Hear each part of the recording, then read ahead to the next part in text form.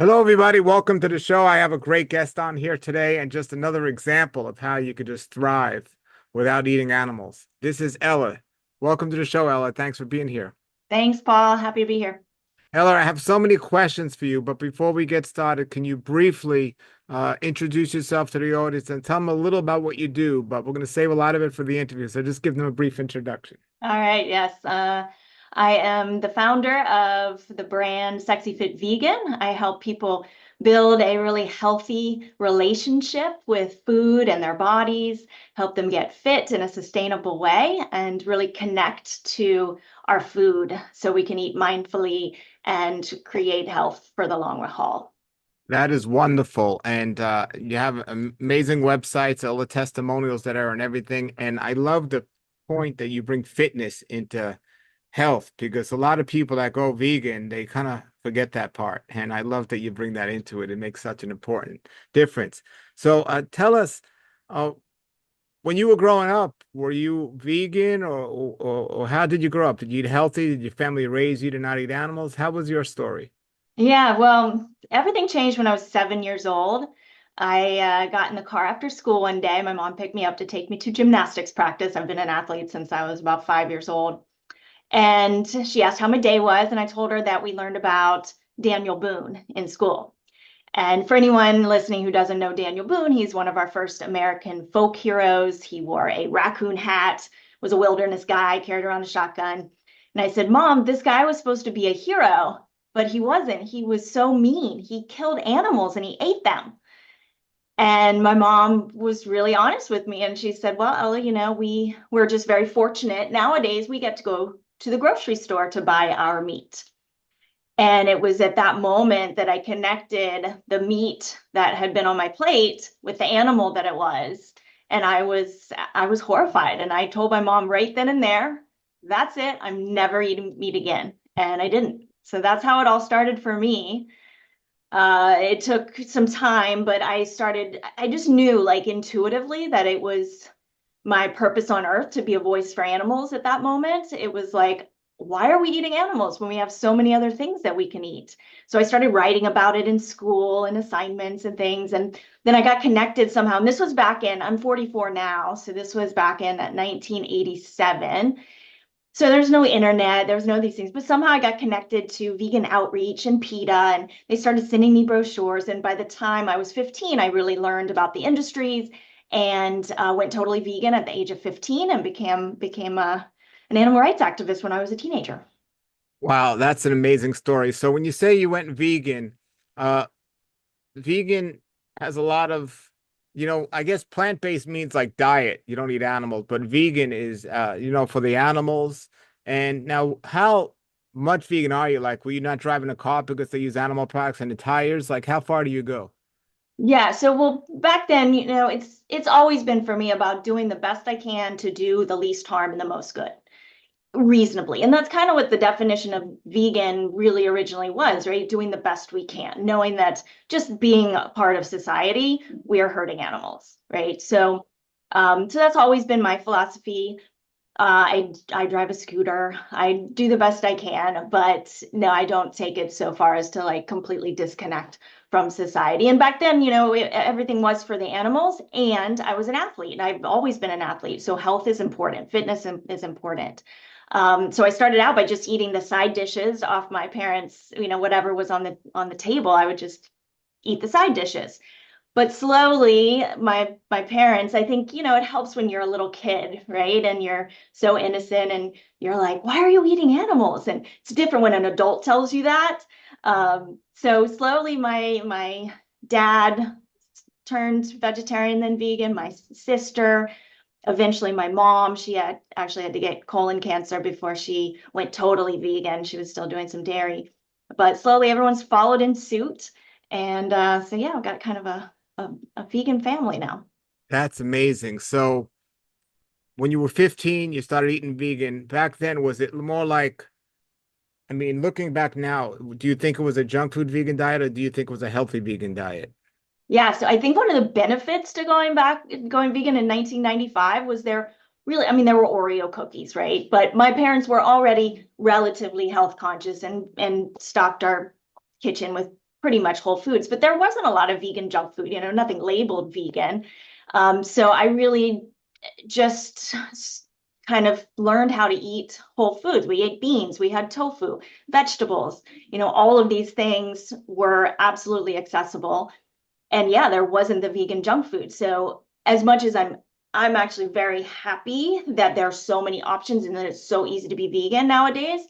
And it's really easy to be an unhealthy vegan nowadays, which I mean, of course, I could have just eaten pasta and Oreos and done all those things. So I feel very grateful to have parents that bought vegetables and we ate all those things. Sure. And so much new information keep coming out, but things we used to think was healthy, like these plant oils, now we're finding new information. And so we're always learning. But I know you've had ups and downs in your diet in terms of making minor changes and adjustments. But where are you now? Give us an example of what your diet is like today or these days. Yeah, I'm a salad for breakfast kind of person. So I've experimented, and that's what I encourage my clients to do is really experiment and figure out what gives you the energy that you need, what makes you feel good, what satisfies you, what helps you maintain a healthy weight. So for me, I eat a lot of beans and greens, like tons of greens, lots of veggies. That's the base of everything I eat. So yes, eating a big old salad for breakfast. So my salad is usually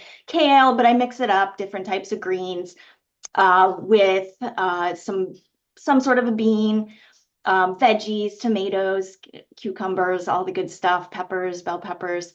I'll use some nutritional yeast, and the nutritional yeast I get actually has a bunch of 4 grams of protein per serving. So it's supporting my fitness. Just adding a few tablespoons of nutritional yeast to a salad can up the protein intake. Not that we need as much protein as that everybody says we need. We absolutely don't, but I am a fitness person and I love gaining lean muscle. So I do take in quite a bit of protein each day. Um, and yeah, so greens, then I mean, I'll keep it simple. So a dinner for me could be a huge bowl of green peas that I just boiled and added some toasted walnuts on top, some fresh herbs and seasoning, and literally a big bowl of green peas could be my dinner. And I think the more we, step away from this idea that we have to always follow recipes and they have to be some big production.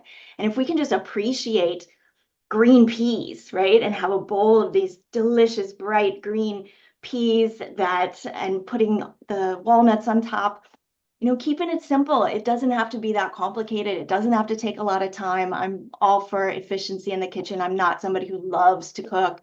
So I keep it simple. Sure. I didn't hear you mention fruit in there. Do you eat much fruit? I do. I do eat fruit more as a snack for me.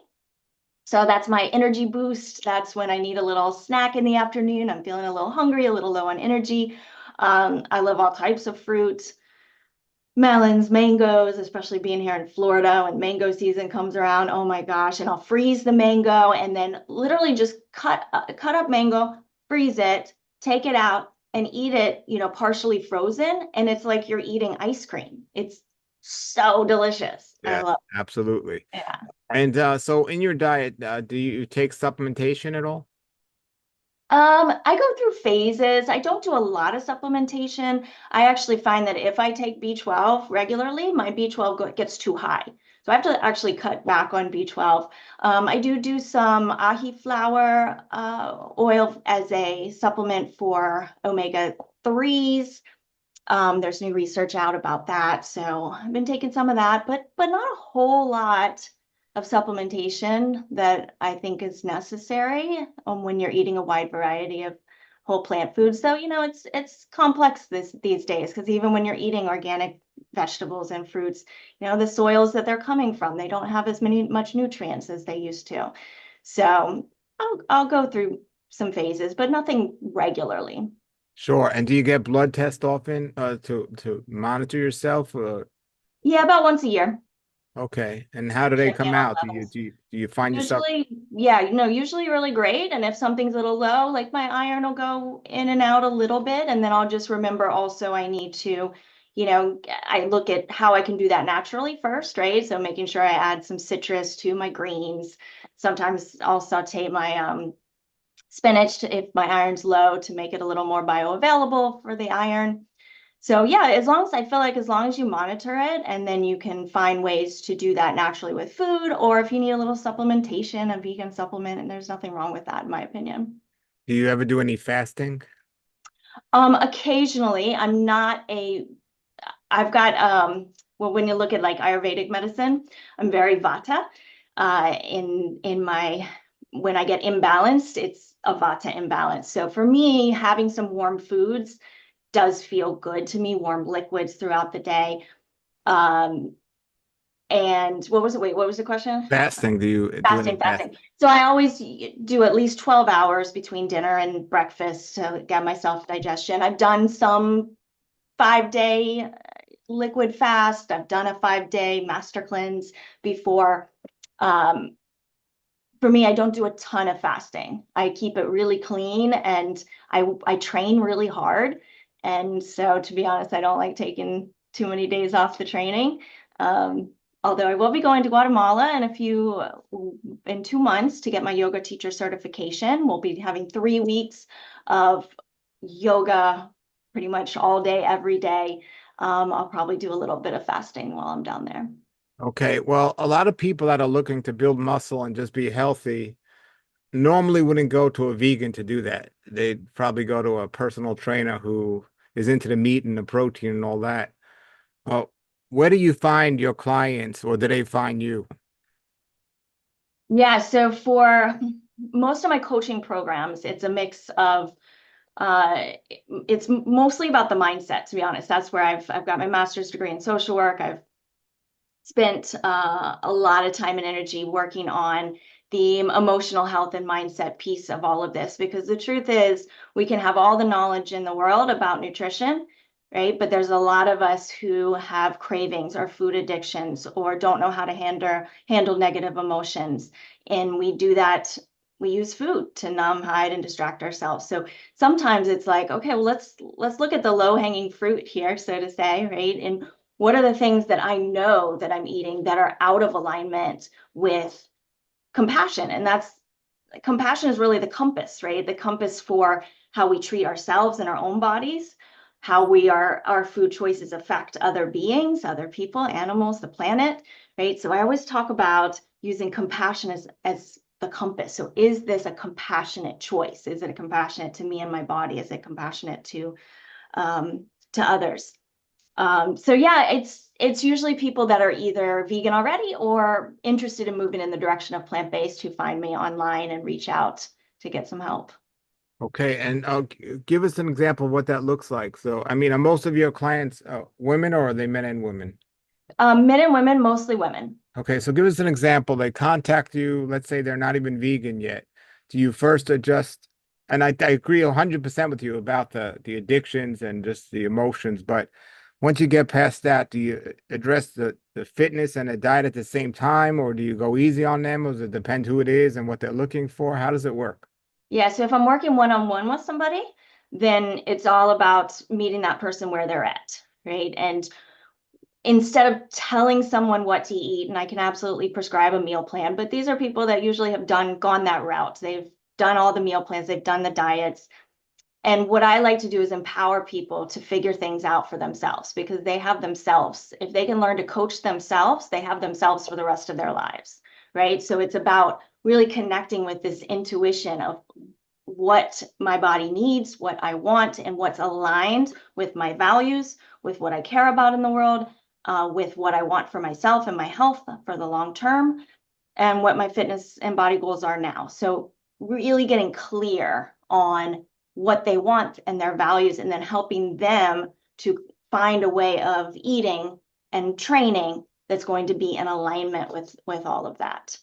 And that's not a cookie cutter approach, right? They need to really dig deep here and figure it out. And most people, when it comes to the values part, yes, health, but most people want to make a positive impact in the world when it comes down to it, right? In some way or another. They care about animals. People inherently love animals, right? And so if you can connect really intimately with your food and saying, what is that on my plate? What am I supporting here?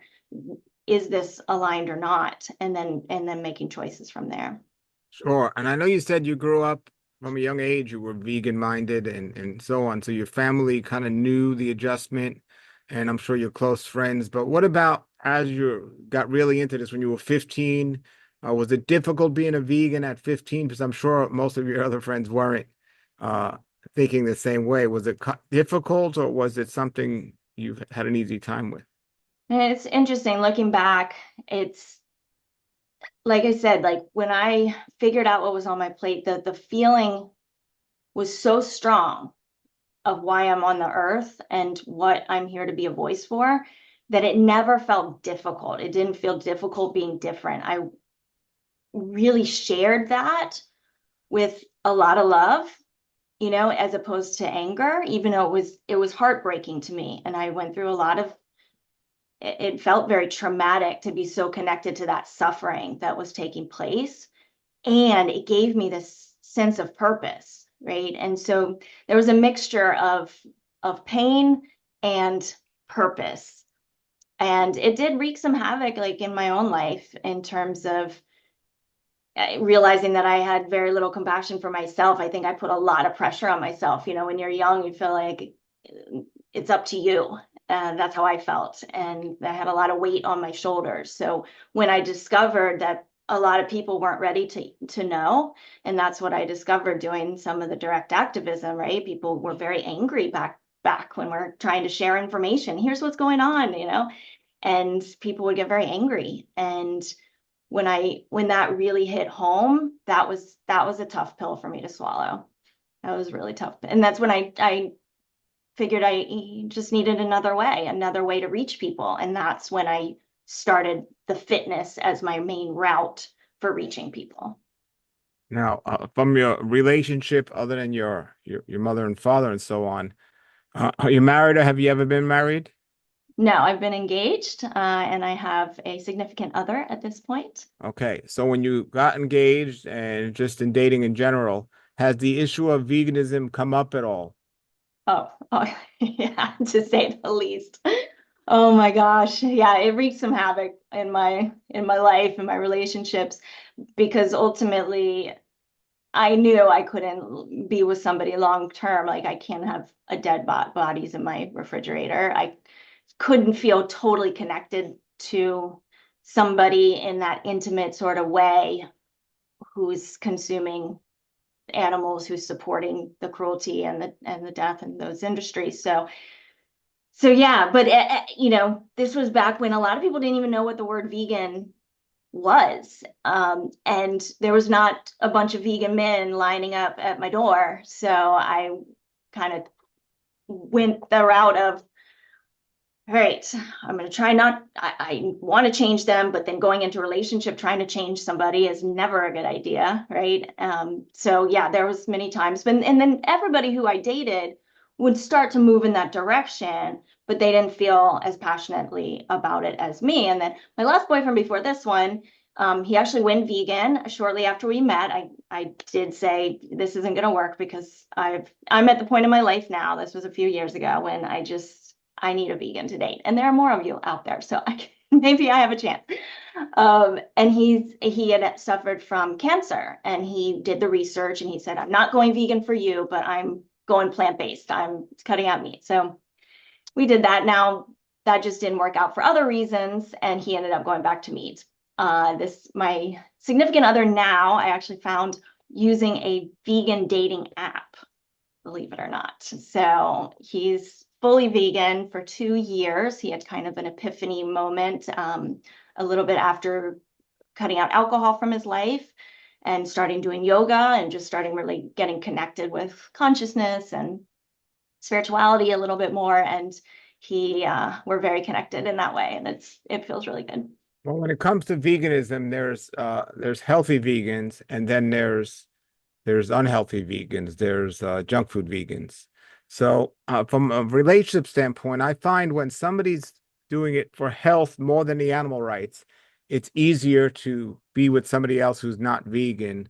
But when they're doing it for animal rights first, it's much more difficult and complicated. I mean, I even interviewed people who said they were literally married for years, and then they all of a sudden realized how bad it was on the animals, and they gave their spouse an ultimatum. So that's how serious it is. But Mhm. when you're doing it for health first, you can kind of look the other way on certain things. So, you know, what do you think about the junk food vegans today and the healthy vegans? We know from an animal standpoint, they're both good for the animals, but do you think it's like, what's the point if you're not going to do this healthy? Because some junk food vegan diets are just as bad or if not worse than regular diets out there. Yeah.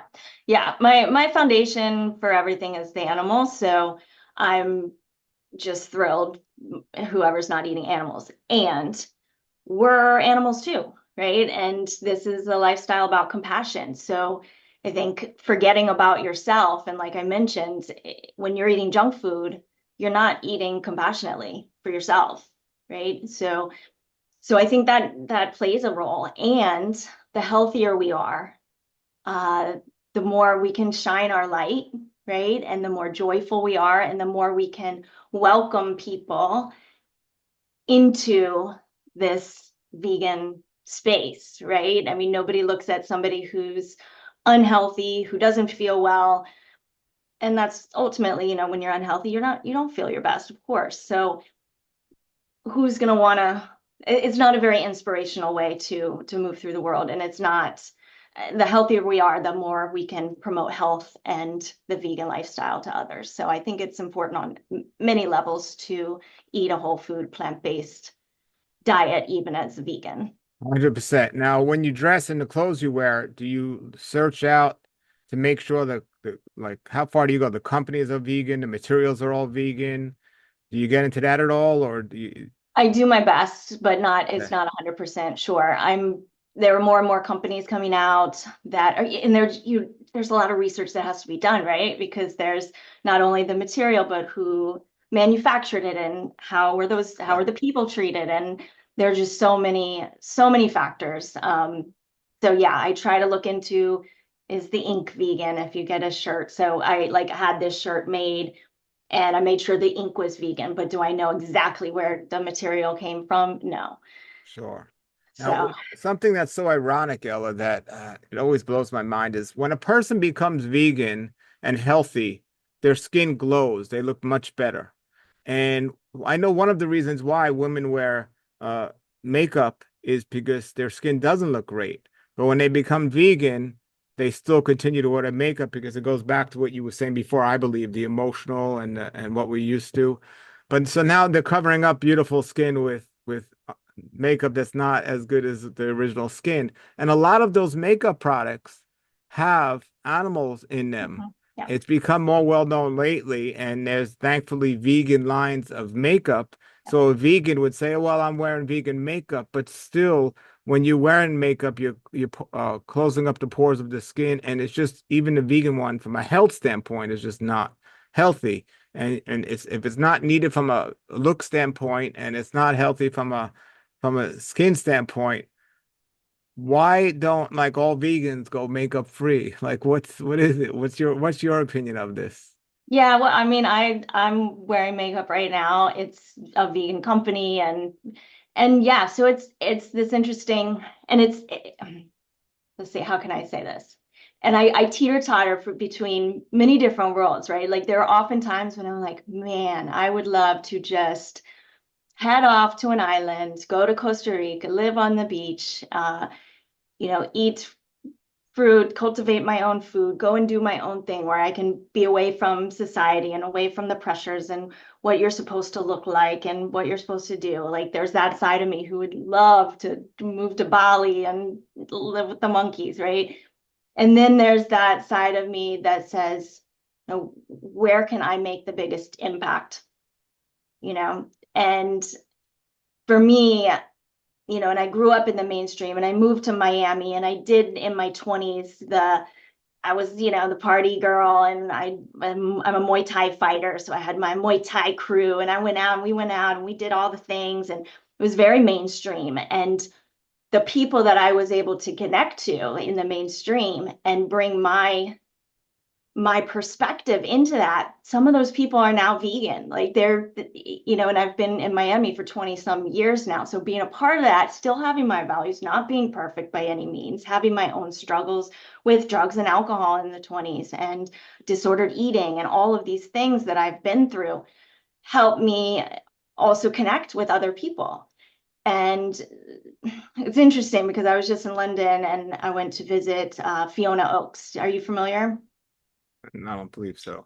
Okay, got to see the documentary Running for Good. She is this dynamite of a lady who had her kneecap removed. She had 17 surgeries when she was young. She started running for the animals. She's been vegan almost her whole life. Everything she does is for the animals. She has world records. She does it all without a kneecap. But she also doesn't care about what she looks like, and she's been a little bit ostracized. And all I want to do is put her on a pedestal and share her with the world. And she was cut out of the Game Changers movie because she didn't, look the Hollywood part, right? She was all these things have happened because of that. So it's like that's all wrong. It's still the world we're living in. So that balance is not an easy line. I struggle with that. I struggle with that every day. Like, I and I'm understand. doing the best I can, yeah, to I, to try to do what I can to amplify my voice for the voice of animals in the vegan movement. I understand it's that connection between either the yippie or the hippie, and which one do you want to choose? And I grew Yeah. up in a big city, and like even me now, I love being natural. I got my fruit trees, but I can't move in the middle of nowhere because I'm used to being in the city and interacting with people. And even like as a promoter, I totally get what you're saying because I just love having a beard. But if I didn't, I would look like 20 years younger, and possibly my message would get out better. But there's just something I love about the beard. So now I don't struggle with it anymore, but in the past I have. I'm like, well, what do I do? So I understand Right. the struggle. Yeah, yeah. But ultimately, I look at it all from a health standpoint as well. And I'd be like, it's interesting. And with the internet as well, it's so interesting today. And Oh, people yeah. care more about looks than they do about health. Yep. And so it's quite interesting. So, and I appreciate that you reach your clients on an emotional level and talk to them about why they're doing the things they're doing, not just what they're doing, because I believe so many people are addicted to eating for so many reasons, if they're eating unhealthy food, and they have no idea what they're doing wrong. And then when they find out, they're still so addicted they can't give it up.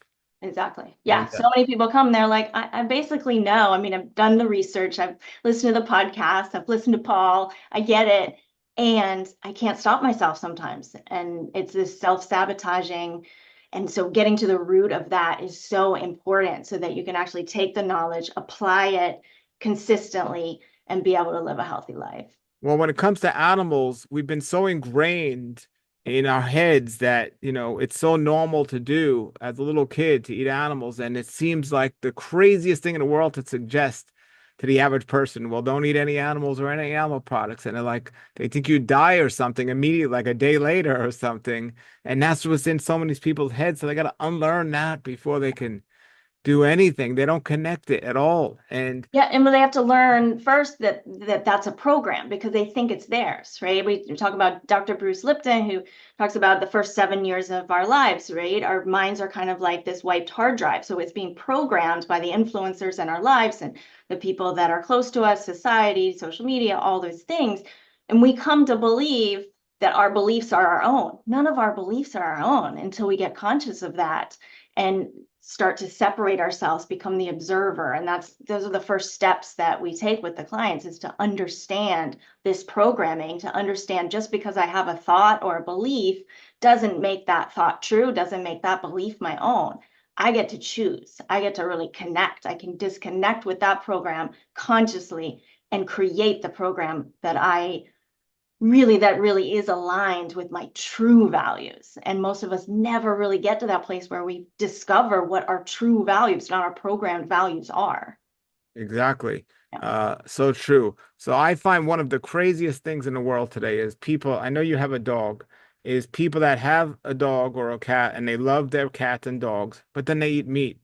I mean, there are people that literally will sit at the table and eat an animal while they're petting their dog. And it's just it's like, how can you not see you love this dog? Yeah, But look, yeah, it's just insane. And in other countries, they eat dogs. right. And these Right. people would say, oh, those people are crazy, but they're eating, other animals. It's so crazy. And I think that's part of the value in sanctuaries. I'm on the board of Hogs and Kisses Farm Sanctuary, right? And yes, it's a drop in the bucket, right? The animals that are saved in sanctuaries that get to live out their lives as all animals should. And each one has a story. And when we can share their stories as individuals, when people can come and see that our queen pig Rubia, she comes up to you and she lays down just like a dog, rolls over and is like, give me a belly rub, please, right? And when we can start to really make those connections, I think that's one of the most powerful pieces of a sanctuary, is to help people make that emotional connection, though that doesn't always do it either. Yeah, recently in the news, there was a report in Ohio that there were immigrants in Ohio eating the ducks from the lakes and the chickens and everything else, and everyone was in an uproar. Whether the story was true or not is not the point. The point is everyone was in an uproar. How can people do something so inhumane? But these same people the same night while they're watching the news will be there eating something just as terrible and probably more unhealthier with the factory farming than Exactly. doing what they're doing. It's Exactly. absolutely oxymoron crazy.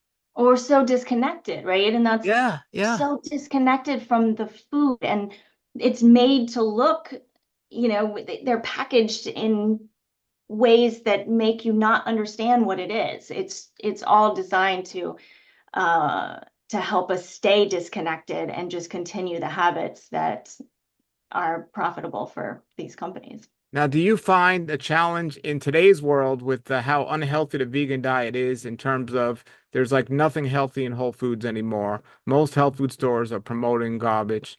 Do you find it's more challenging to take your clients to be healthy when they have all these unhealthy options? I wouldn't say more, because honestly, like even before, there was still plenty of junk food out there, because we come at it from this place of, let's really connect with what makes you feel good. It's any junk food. It's pastas and any flour based foods and these sort of things. If we're coming from a place of, let's see how this makes you feel, what gives you energy, what lifts you up, what helps your numbers, get better. If we come from that root of aligning our choices, making fully conscious choices, understanding that what we thought was a treat, like, whatever I keep using Oreos because they're accidentally vegan pretty much or whatever. But, before people might say, oh, I'm going to treat myself. That's another program, right? That might have been developed when you're younger. Is that really a treat? Is that 1 minute of eating that cookie worth your health, worth your energy, worth the sugar crash, that's not a treat. That's not treating yourself. So when we talk about denying ourselves or restricting ourselves, that's not what this is about. This is about treating ourselves with the foods that make us feel good.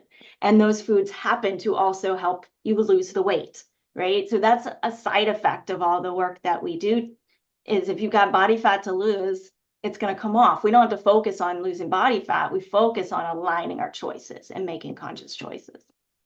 I had a friend who their spouse had cancer, and every time they went and they were older, they were disconnected, as you say, that word so appropriately. And when they would go to chemotherapy, they would always say, I got to go to my treatment. I got to go to my treatment. I'm like, how's that a treat? There's nothing good about that. And if we name these things appropriately and called it like, I got to go to my torture, it wouldn't seem as glorious. So when it comes to a food standpoint, when people are eating animals and stuff, I like to use the true words, say, oh, you're eating a carcass, or something like this, not Yeah. just sugarcoating the words. And Yes. I think that's an important thing. And people need to know, people need to realize. And I appreciate the work you're doing out there with that. So, what your company is called the Sexy Fit Vegan. So Yes. what's behind that? Yeah, so that was 2013. I'm in Miami and I was working as a personal trainer, fitness instructor, feeling very unfulfilled with that, wanting to get back to my vegan roots. And I was finding that people were starting to understand what the word vegan was, and more people were interested. And I said, okay, it's time. It's time. Now, what is the best marketing? Remember, this is 2013, so this is 11. What? Yeah, no, it was 2011 when I formed the company.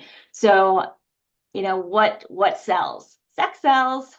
So I was like, sexy, fit, and vegan. I'm in Miami. Let's just market the hell out of veganism with a very mainstream type brand. So that's where it came from many years ago. And I think when the Me Too movement came out a few years ago, I started getting some flack about it from people. And so what I talk about now, instead of like ditching the name, I embrace it as an acronym. Sexy means so soul aligned, exploring life playfully, or sorry, embracing your body, exploring life playfully, and you being you. So really redefining what it means to be sexy. Compassion is sexy. Confidence is sexy. Being aligned is sexy. These are what the new definition in my book of what sexy means. Sure, sure. And how many years now have you been vegan? 29. 29 years. And at 29 years you've been vegan with your supplements and everything else. Is there still things you have confusion about, or you're learning things you've changed recently that you were wrong about for all these years, or some new discoveries you've made to say, oh, that you wish you would have known the Hmm, beginning? good question. Hmm. I think it's always an evolution of research, right? And there's little things that come here and there. Jeff Palmer of Clean Machine is a good friend of mine. He's up near you, so you Yeah, and probably. I interviewed him recently as Oh, well. okay, you did. Yes, I know yes. you did Frank Sabatina too. Yeah, like with his new information on omega-3s, and I thought that was super interesting. And so I changed from doing DHA and EPA to an ALA supplement for that. Just little things, I think, the overarching theme of eating a wide variety of whole plant foods, that's the foundation for everything, and that's not going to change. But yeah, with our modern food systems and agricultural systems and soils and all of those, there's an ever changing, and I'm always doing research and doing the best I can to stay on top of it and make little things here and there. But I'm a very intuitive person, so I like to experiment, and if something doesn't feel right, I'll try something else and see how it makes me feel. And then yeah, with the blood work getting done once a year or so, I feel like that tells you what you need to know. And if I'm feeling it strong, doing more pull-ups, I'm 44 years old and I'm in the best shape of my life, adding more mobility these last few years, still working on my pull-ups, and really enjoying the process of building new skills. And I actually just I was doing Muay Thai, sparring Muay Thai, and I tore my ACL in June, had ACL reconstruction surgery, Oh, and I am a few months out now. And, you know, it's just interesting to get to a place where everything feels like an opportunity at this point in my life. And that wasn't always the case. That would have destroyed me before, thinking I couldn't train like I wanted to train for a few months and worrying about all of that.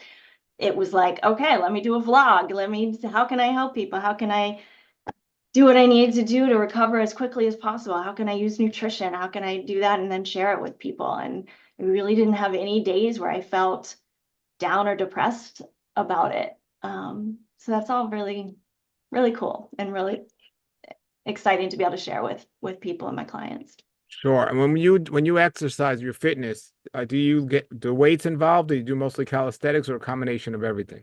Yeah, total combination, and I'll go through stages. So calisthenics is kind of my main thing, but the last year I got back into weight training additionally to that. So I'm kind of doing it all. I do the martial arts, I do a lot of calisthenics, pull-ups, different types of bar work that involve only your body weight, which I think you don't need weights at all to be strong and healthy, and adding some weights and some really interesting mobility type of training, animal flow, And I kind of combined them all. I just put some new YouTube videos up for people to get some exercises that might be new to them that help build both strength and mobility.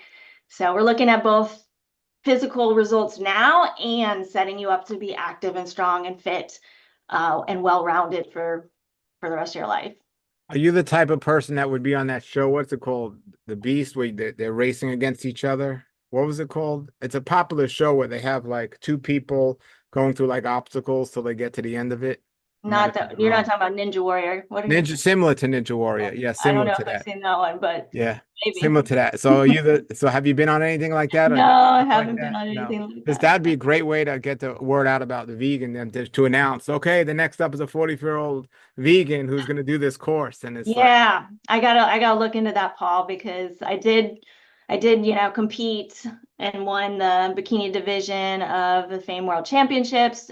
Not because I wanted to compete, but I knew it would, give me a sure. platform.